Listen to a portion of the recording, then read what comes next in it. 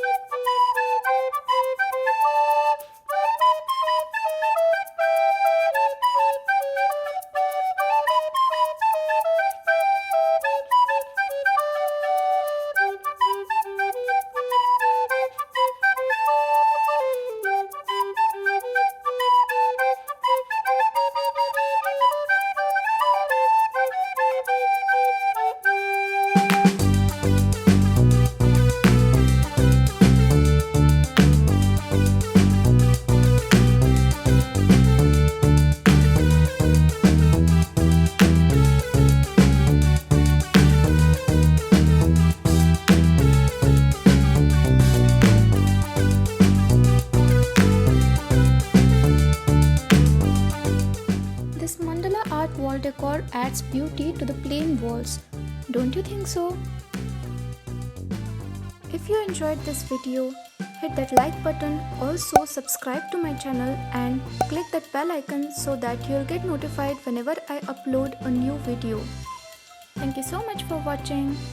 I'll see you in my next video guys. Bye bye.